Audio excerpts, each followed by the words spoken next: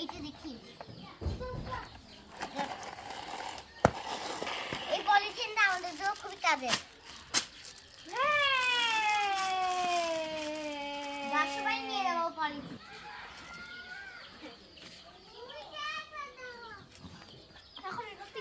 আর বালু নিয়ে যাবো, বালু ভিতরে করে নিয়ে যাবো।